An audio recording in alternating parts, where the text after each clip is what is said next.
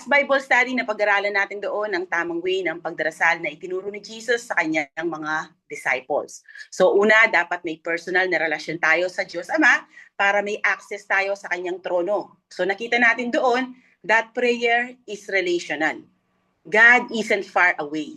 He's our loving Father who wants a close personal relationship with us. But only those born again through faith in Jesus Christ can truly commune with Him. Pangalawa, prayer is a form of worship. When we pray, we begin by honoring God, recognizing His holiness and greatness. At hindi lang natin ipinapakita ito sa salita, kundi maging sa ating pamumuhay. Pangatlo, dapat kasama din sa personal prayer natin ang furtherance ng kingdom ni God dito sa lupa. At nangyayari iyon kapag may isang kaluluwang nagbabalik loob sa Panginoon. Kaya dapat maging faithful tayo sa pag-share ng gospel. Pang-apat, we show our dependence on Him through prayer. We bring our daily needs to God, trusting Him to provide for us. At pang-lima, we should always confess our sins before Him para hindi masira ang relasyon natin sa Kanya. And just as God forgives our sins, we are also called to forgive others because love covers multitude of sins. And lastly, we ask God to keep us from temptation and give us strength to stand firm in trials, relying on His faithfulness. So nakita natin ang first part ng prayer ay napapatungkol sa Diyos na siyang dapat priority ng ating dasal. At ang second part naman ay napapatungkol sa atin. Overall, ang prayer ay para sa glory ni God at sa ikabubuti ng mga tao niya. Now, Jesus moves from the priority and pattern of prayer to the persistence that we need when we pray with a parable in verses 5 to 8. Makikita natin sa parable na ito yung importance of boldness in prayer. As sa verses 9 to 10 naman, Jesus will show the certainty that God will answer our prayer. And verses 11 to 13 express God's desire to give the best to those who pray. So, simulan na natin himayin ang ating passages for today para makarami tayo. So, dito tayo ngayon sa verses 5 to 7. Then he said to them, suppose one of you has a friend and goes to him at midnight and says to him, friend, lend me 3 loaves, for a friend of mine has come to me from a journey, and I have nothing to set before him. And from inside he answers and says, do not bother me. The door has already been shut, and my children and I are in bed. I cannot get up and give you anything. Sa ancient times, lalo na sa bansang Israel, people were dependent on their friends or neighbors in times of emergency. Katulad ng ibinigay na situation ni Jesus dito. Dahil walang grocery or convenience stores or restaurants noon at hindi rin sila nag-stock ng ready-to-eat meal. Karamihan yung sapat para sa kakainin lang nila ang meron sila, lalo na kung hindi naman nakakaangat sa buhay ang isang tao. At dahil wala din silang mga appliances na meron tayo ngayon, kung saan pwedeng ma-preserve ang food or mga ingredients na nagpe-preserve sa kanilang pagkain, kaya yung kakainin lang nila para sa isang araw ang ginagawa nila. So, araw-araw yan, nagbe-bake sila ng bread. So, gagawa sila ng bread for the day, kakainin nila ito, then wala na for the next day. Kinabukasan, gagawa na naman ulit sila ng bread. Katumbas nga pala ng bread sa kanila ay yung rice sa atin, okay? Kaya dito sa kwento ni Jesus, a man went to his neighbor at midnight. Obviously, hindi ito ang normal time to visit someone kahit gaano pa kayo ka-close. Lalo na sa panahon na ito na wala nang gising sa ganitong oras dahil wala pa namang TV, radio, or internet noon na siyang pinagkakabalahan ng mga tao ngayon. Kaya maagang natutulog ang mga tao noon dahil maaga din ang kanilang gising. Pero ang lalaki dito sa illustration ni Jesus ay walang choice. Kaya pumunta siya sa bahay ng kanyang kaibigan and said, friend, lend me 3 loaves. Hindi ito yung alam yung loaves sa time natin ngayon, okay? Kundi ito yung flatbread. Parang ganito sa picture. So 3 flatbreads ang inihiram niya dito. At ang dahilan niya, a friend of mine has come to me from a journey and I have nothing to set before him. So nagkaroon siya ng unexpected visitor. Ibig sabihin na istorbo din pala siya sa kanyang pagtulog. Sa bansang Israel kung saan umiinit ng sobra ang temperature during daytime kapag summer, kaya kadalasan sa gabi sila naglalakbay para makaiwas sa sobrang init ng araw. Kaya marahil late na nakarating ang kaibigan niya sa kanila at ito ay gutom na gutom mula sa mahabang paglalakbay. Ang problema, wala siyang stock ng pagkain na pwede niyang ipakain dito. Though sa atin parang hindi naman emergency ang reason niya para istorbohin ng kanyang kaibigan sa kalagitnaan ng gabi, no? Pero sa kanila, emergency ito. Not physical emergency, but social emergency. Dahil ang hospitality sa kanila was part of their social and religious duty. Hospitality was an important social duty in ancient world, lalo na sa bansang Israel na majored on hospitality. Sa Old Testament and even sa New Testament, part of their duty to God is to care for the stranger or sa kanilang mga neighbors. Kaya nga, kung mapapansin nyo, sa Old Testament, hospitable ang mga tao doon, like si Abraham and Lot. And even sa New Testament, nakita natin sa ating pinag-aralan kung paano naging hospitable si Martha kay Jesus at sa mga kasama nito. So this man has a big problem. He can be a bad host or a bad neighbor. And we know kung ano ang pinili niya. Pinili na lang niyang maging bad neighbor. Kaya pinili niyang istorbohin ang kanyang kaibigan kaysa maging bad host. For sure, hindi natuwa ang kaibigan niya dito dahil naistorbo siya sa kanyang pagtulog. Kaya naman as expected, the predictable response from his friend inside the house was, "Do not bother me. The door has already been shut and my children and I are in bed. I cannot get up and give you anything." So yung mga pinto kasi nila noon, kadalasan ay gawa sa metal and iron. Kaya ito ay maingay kapag binuksan. Ewan ko kung meron kayong ganitong klaseng pinto pero may gate kayo doon sa Pilipinas na kapag sinara mo yon at binuksan, talagang lumalangit-ngit siya. Yung maririnig mo talaga kapag may pumasok or may lumabas, okay? So kaya ganoon din kaingay ang kanilang mga pinto noon. Enough to wake the entire household. Lalo na sa time na ito kung saan ang mga bahay nila ay parang yung mga studio type sa time natin ngayon na walang partition or rooms. Yung main room nila ay ginagamit sa pagluluto, pagkain, family gatherings, at pagtulog. So lalatagan lang nila ito ng banig or mat kapag matutulog na at sa umaga, iro-roll yun nila yung mat. Hindi pa uso noon yung mga bed frame at kutsyon, okay? At kung wala silang lower section para sa mga animals nila, like yung kanilang mga sheep or goat, minsan kasama din nilang mga animals sa loob ng room kapag matutulog na sila. So inabutan ko pa yung ganitong style ng bahay dahil yung bahay ng lola ko ay parang ganito. Though hindi siya ganito exactly pero similar siya sa mga bahay noon. So sa ilalim ng bahay ng lola ko, nandoon yung mga manok. May bahay ng mga manok doon. At hindi ka makakatayo doon, medyo lang siya. Yung kumbaga yung parang pag pumunta ka doon, nakayuko. At yung pinakasahig ng higaan ay gawa sa kawayan. Kaya kung may malaglag na kanin, kung doon ka kakain, didiretso yon sa mga manok na nasa ilalim. So nilalatagan lang namin ng banig yung na yon, yung pinakasahig kapag matutulog na. Though merong isang room yung bahay ng lola ko, pero wala siyang pinto. Kortina lang yung takip noon. And naka-separate din naman yung kanyang naka-separate din naman yung kanyang kusina. Pero minsan doon kami sa doon kami sa tulugan, kumakain din. So sama-sama kami doon. So parang sa Israel. Ganoon ang kanilang setup, okay? Sama-sama. So sa Israel, yung mga mayayaman lang ang may extra room or guest room na kadalasan ay tinatawag nilang upper room. Pero hindi common sa mga ordinary people ang magkaroon ng guest room, okay? Kaya naman ang pagtayo at pagbubukas ng pinto sa ganitong setup ay makakaabala sa buong household. So ngayon alam na natin kung bakit ganito ang naging sagot ng kaibigan ng lalaki dito.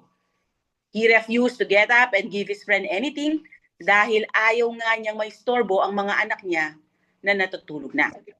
So skipping any further dialogue, the Lord jumped straight to the point of the story in verse 8. Ang sabi niya, I tell you, so si Jesus mismo ang nag-aano dito, okay, nagsasabi, even though he will not get up and give him anything because he is his friend, yet because of his persistence, he will get up and give him as much as he needs. So hindi siya tumayo dahil kaibigan niya ito. Yet because of his persistence, he will get up and give him as much as he needs. Persistence in original language means, nawala. Asan na ba? Ayan.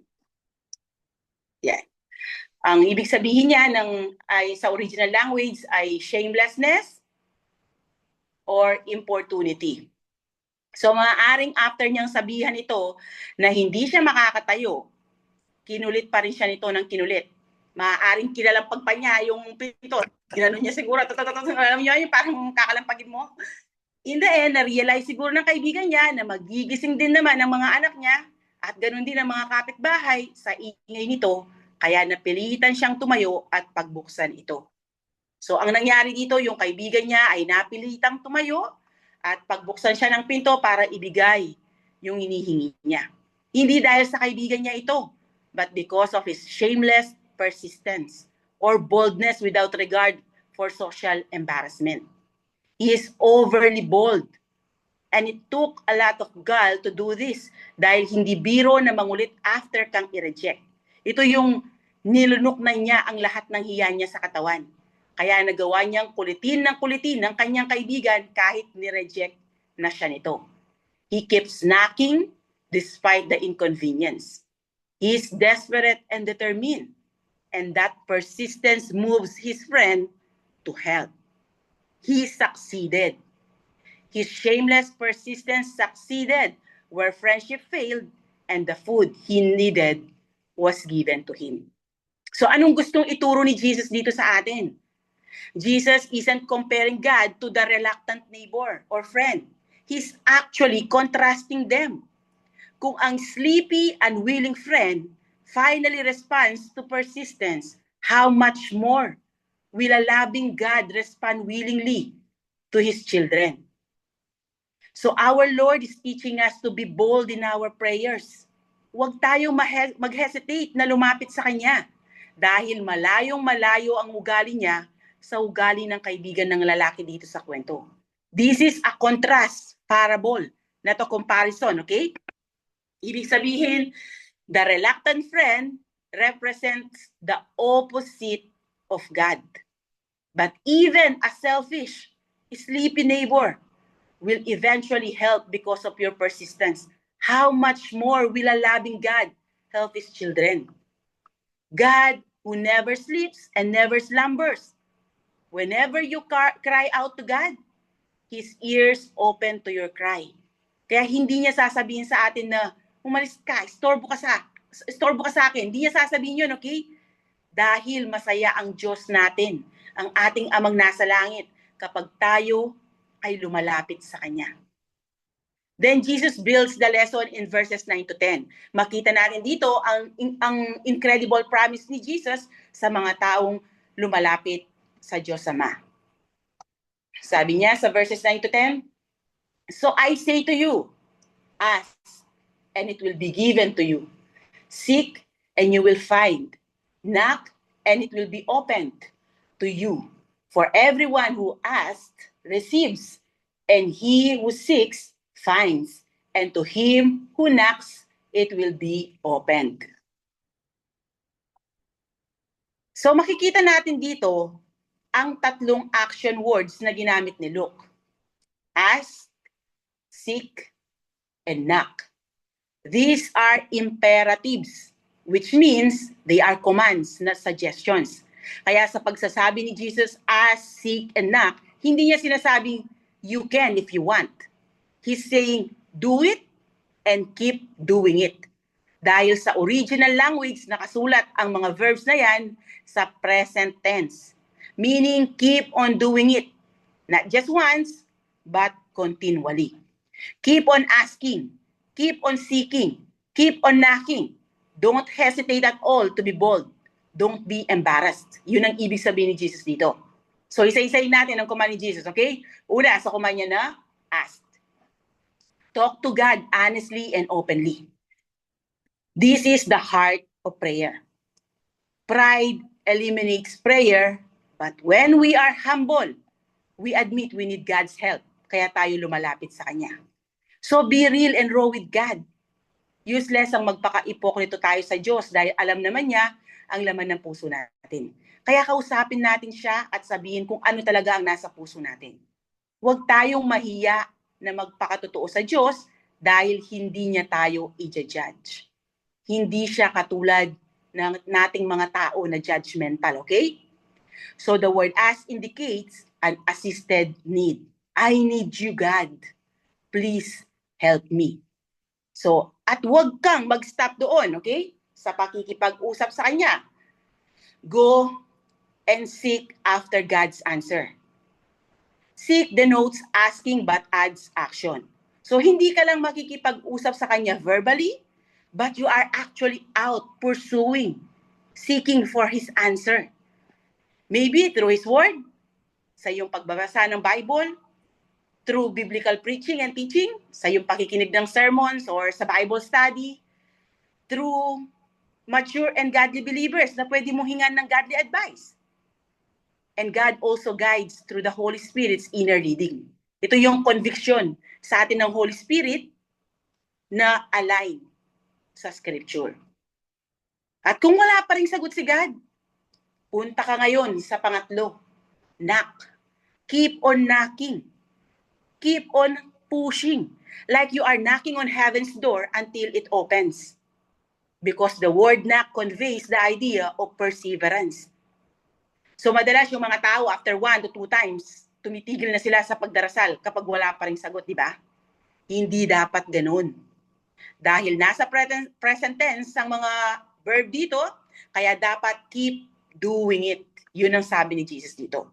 And take note, sa original na pagkakasulat, this is a petition of an inferior to a superior. This is an inferior asking a superior. Kaya dapat ask with humility. We cannot order God. We can't boss God around. Dahil hindi naman siya parang genie na ibibigay ang lahat ng gusto natin. Hindi pwedeng, oh God, itong gusto ko. Ito yung magpapasaya sa akin. God, gawin mo sa akin to. God, hindi ganon, okay? Tayo yung inferior dito, as si God ang superior. Kaya lalapit tayo sa Kanya ng may pagpapakumbaba. So let me give you 3 things na dapat laman ng ating prayer, okay? Para ito ay makaabot sa trono ng Panginoon. So una, it needs to be God's will, okay? Pangalawa, it needs to be for God's glory. At pangatlo, it needs to be for our good. Hindi ibibigay ni God ang hindi makakabuti para sa atin. Hindi niya ibibigay kung hindi ito naka-align sa kanyang will at hindi magbibigay ng glory sa kanya at kung hindi ito makakabuti para sa atin. Okay? We are so limited in our knowledge, kaya madalas we pray for things na hindi makakabuti para sa atin at hindi rin nagbibigay glory kay God. And so God doesn't answer our petition. Ibibigay ko ang 4 ways. Okay? 4 ways God answers prayer.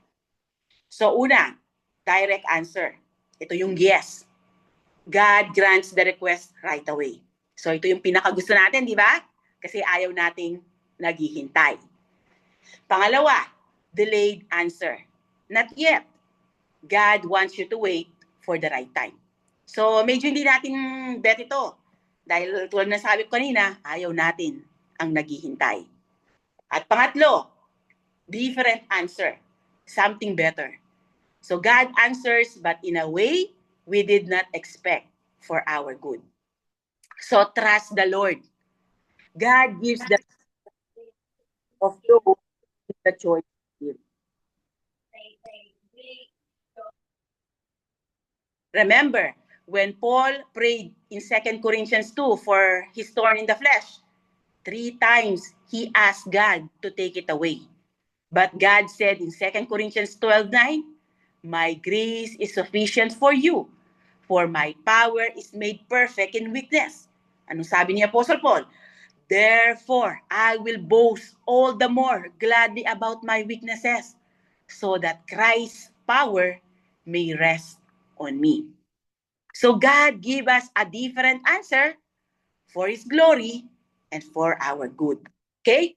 And lastly, denied answer. No. Hindi natin gusto ito, but the request is not according to His will.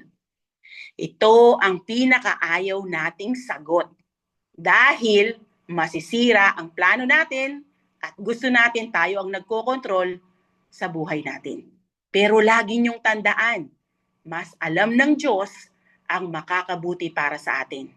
Sometimes God's no is His way of redirecting us to protect us and lead us to something better.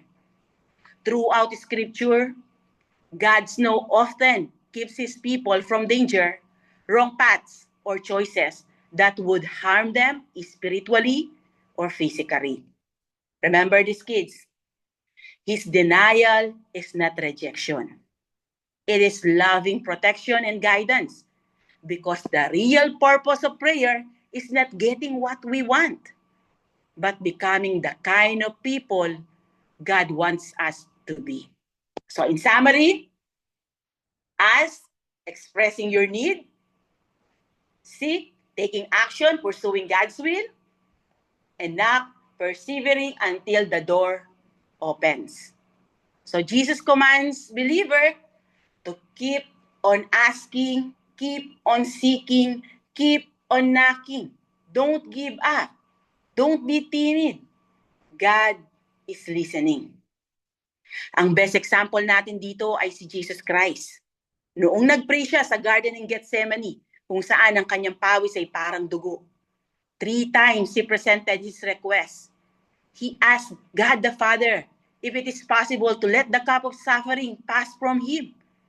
And he actively sought God's guidance and strength through repeated prayer. And by praying 3 times, he demonstrated persistence, pressing his request while fully submitting to God's will. At ang naging sagot nga ni God ay kailangan niyang pagdaanan ng cross para sa kapatawaran ng ating mga kasalanan na malugod namang sinunod ni Jesus Christ. And then, siya ay pinalakas ni God sa pamamagitan ng isang anghel para makapagpatuloy sa kanyang misyon. So itong itinuturo sa atin ni Jesus, siya mismo ay ginawa niya noong nandito pa siya sa lupa. Siya mismo naranasan niya, okay, kung paano dumepende sa kanyang ama. Pero itong promise ni Jesus dito sa verses 9 to 10 ay hindi siya parang blank check na kahit anong hilingin mo ay ibibigay sa'yo. Tulad ng sabi ko kanina, hindi genie si God na anuman ang hilingin mo ay ibibigay niya. Ito actually ang problema ng mga word of faith and prosperity gospel teachings. Ginagamit nila ito to deceive people. Pero tulad ng nasabi ko kanina, dapat ang prayer ay naka-align sa will ni God for His glory and for our good. Iyon ang klase ng prayer na sinasagot ni God. In James chapter 4, James talk about keeping the right balance in prayer. Being bold, but not selfish. Basahin natin, okay? Pakibasa. Sino bang babasa? Pwedeng bumasa sa atin. Si Kuya Ian. Kuya Ian, pakibasa. You want what you don't have to get it. You are jealous of what others have, but you can't get it. So you fight and wage war to take it away from them.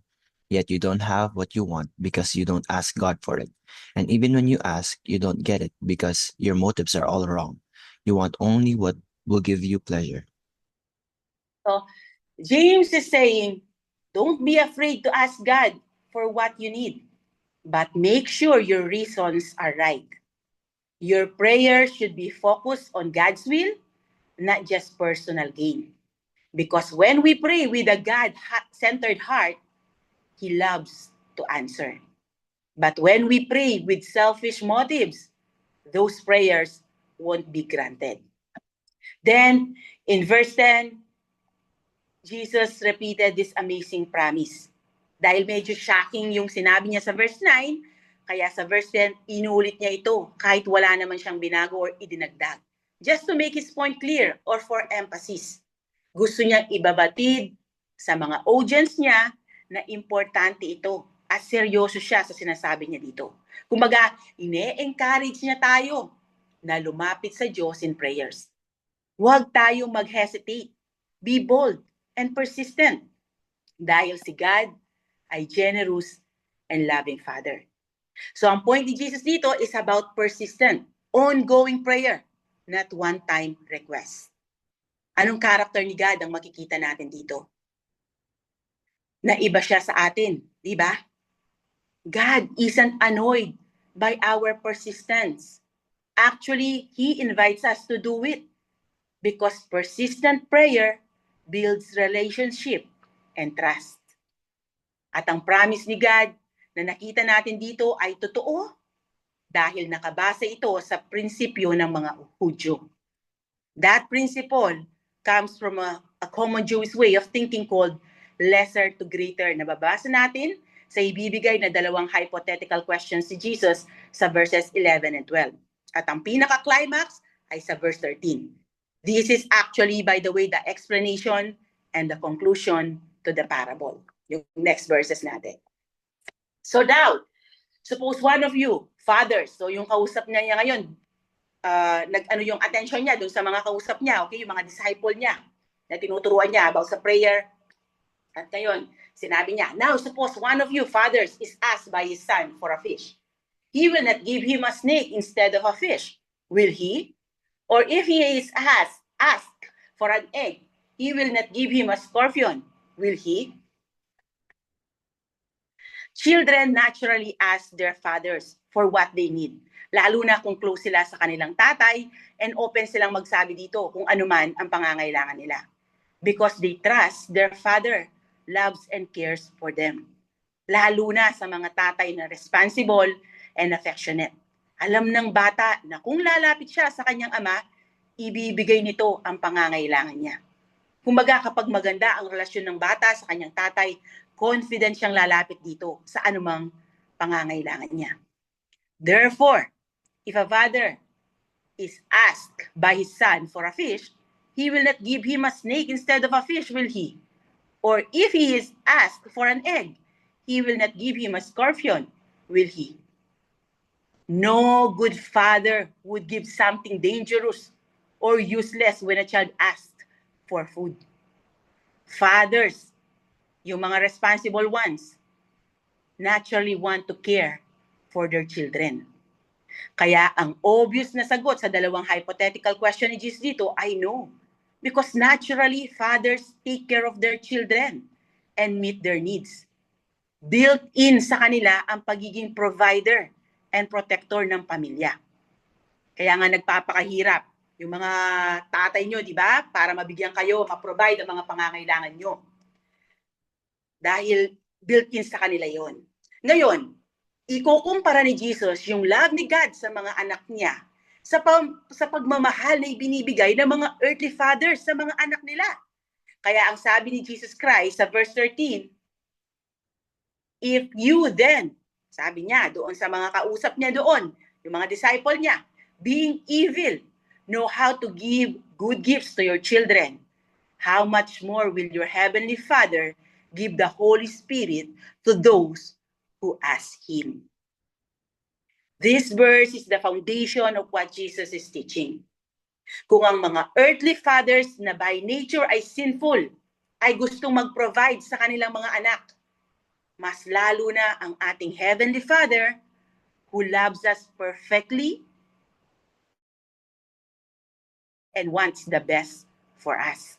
Kaya ang sabi niya, if you then, being evil, ang ibig sabihin ng evil dyan ay bad, wicked, or worthless, na ginamit din sa Matthew 5:37 and Matthew 6:13 in reference to Satan, the evil one. Humans share essential nature that the devil possesses, at yun ay yung sin. Kaya all human beings are evil or bad.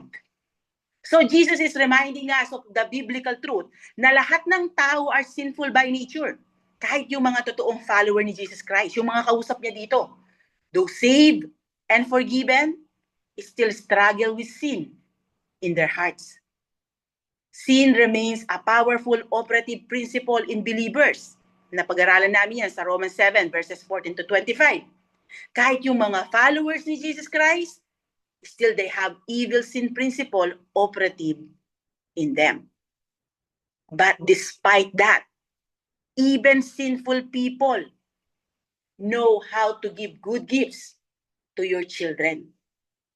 So it's natural for most parents, kahit sa mga unbelievers, kahit nga yung mga nag-claim na sila ay atheists or hindi naniniwala na may Diyos, still, they know how to love, care, and provide for their kids.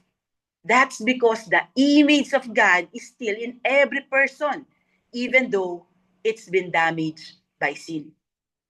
And then Jesus proceeded to contrast earthly fathers to our God, the Father in heaven, by saying, how much more will your heavenly Father?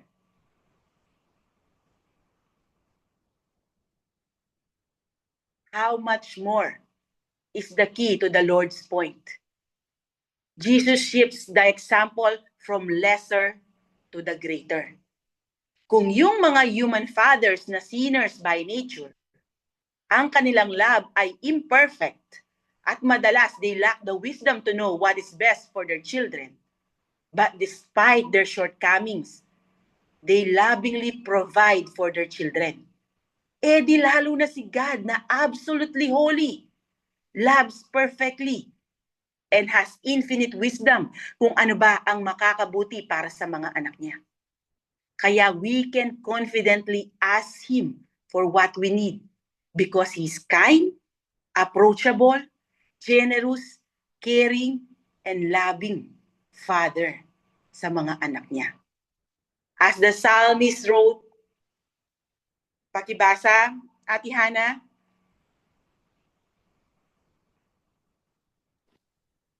For the Lord is our sun and our shield. He gives us grace and glory. The Lord will withhold no good thing from those who do what is right. Yun sa Psalm 34:9-10, pakibasa, Kuya Nathan.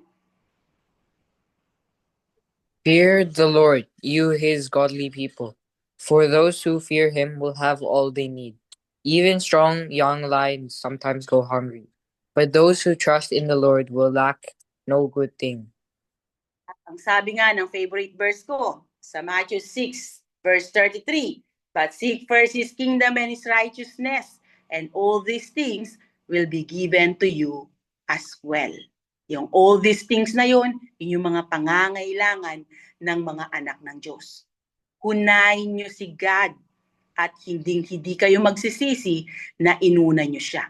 Dahil ang pangako ng Diyos sa mga tapat niyang mga alagad, and my God will meet all your needs. Yung needs, okay, hindi yung luho. According to the riches of His glory in Christ Jesus. So, ang provider ng mga believers ay si God. Kaya hindi natin kailangang may stress para sa future. Kung nakay God ka at sinusunod mo ang kalooban niya, hindi kanya pababayaan. Kaya nasasabi ko ito dahil na-experience mismo ng pamilya ko to. Okay, naranasan namin kung paano mag-provide ang Panginoon sa aming mga pangangailangan at kung paano niya i-direct ang aming path sa bawat desisyon na ginagawa namin. Sinasabi ko sa inyo, kids, worth it na unahin si God. Wala kayong maririnig na anak ng Diyos na nagsabing, sayang at inuna niya ang Diyos. Kapag naranasan nyo kung paano magmahal ang Diyos Ama, mas didepende kayo sa Kanya. Mas magtitiwala kayo sa Kanya na ang plano niya ay para sa ikabubuti nyo. Then Jesus concluded his point by promising that believers' Heavenly Father will give the Holy Spirit to those who ask Him. So medyo confusing ang sinabing Jesus dito at first. Kaya madaming nagkakamali dito at ginagamit ng iba ang verse na ito out of context. Yung iba sinasabi nila, mag-pray and fast ka para mag-dwell sa iyo ang Holy Spirit. Pero direct contradiction iyon sa sinasabi ng Bible. Dahil ang regeneration or being born by the Spirit ay sovereign will ni God. Ang sabi sa John 3:8, Pakibasa, Ate Chloe. The wind blows wherever it pleases. You hear its sound, but you cannot tell where it comes from or where it is going. So it is with everyone born of the Spirit. Cannot command or summon the Holy Spirit. The Spirit moves sovereignly, not by human command. Dahil Diyos siya. Okay? Tandaan nyo, Diyos siya. Third person of the Trinity. The Holy Spirit chooses to work in accordance with God's will, not us. At ang context ng inaaral natin dito, ang kausap ni Jesus Christ dito ay mga totoong alagad na niya. May relasyon na sila sa kanyang amang nasa langit. Kaya nga they call him Father. The promise is for believers, those already regenerated, who ask for more of the Spirit's presence, power, or gifts. Ito yung be filled with the Holy Spirit na sinasabi sa Ephesians 5:18. Parang yung nangyari sa Acts 4:31. Believers prayed and were filled with the Holy Spirit. Kaya ang tinutukoy ni Jesus dito ay hindi prayer para mag-dwell sa atin ang Holy Spirit, okay? Remember, after Pentecost, the Holy Spirit dwells permanently to all believers. So what Jesus is saying here is to pray for the Spirit's blessing because the greatest blessings flow from the Spirit. The Spirit's works is seen in the fruit of the Spirit. Galatians 5:22-23. But the fruit of the Spirit is love, joy, peace, patience, kindness, goodness, faithfulness, gentleness, self-control. Against such things, there is no law. We don't produce this fruit on our own. It grows in us as the Holy Spirit works through our union with Christ. By reading and applying God's Word, through prayer, and trusting and remaining in Jesus. Tulad ng sinasabi sa John 15, verses 5-8.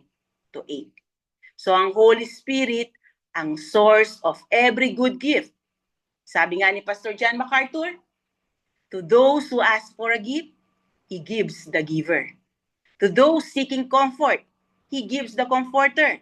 To those seeking power, He gives the source of power. To those seeking help, He gives the helper. To those seeking truth, He gives the Spirit of truth. To those seeking love, joy, peace, patience, kindness, goodness, faithfulness, gentleness, self-control, He gives the producer of all those things. The indwelling Holy Spirit is the source of every good thing in the Christian's life. Ephesians 3:20. Kaya in conclusion, God's ultimate gift is the Holy Spirit.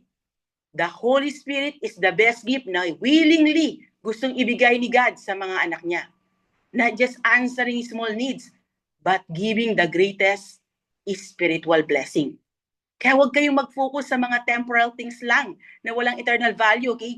Be bold in your prayer and pray for things na may eternal value. Dapat ang greatest desire ng mga believers at kasama lagi sa ating prayer is to have more of the Holy Spirit and His work in our lives. To be filled with the Holy Spirit para magawa natin ang will ni God sa buhay natin. So tulad ng kantang kinanta kanina ni Tita Charm, yung Holy Spirit, Living Breath of God. Napakaganda ng lyrics na yon dahil hinihingi ng writer sa Diyos na i-renew, i-transform, at gabayan siya ng Holy Spirit every day. Gusto niya mas maging evident sa buhay niya ang works ng Holy Spirit. So dapat ganun din ang desire natin sa ating araw-araw na pamumuhay. Okay? So for our takeaway, bold and confident prayer brings us closer to God and allows us to experience His goodness because He can do far more than anything we could ever ask or imagine. So dito nagtatapos ang lesson natin for today. Nawa marami kayong natutunan patungkol sa ating amang nasa langit para mas lalo kayong dumepende sa Kanya, mas lalo maging fruitful ang prayer life nyo, at mas makilala nyo pa siya. So God bless everyone. To God be all the glory.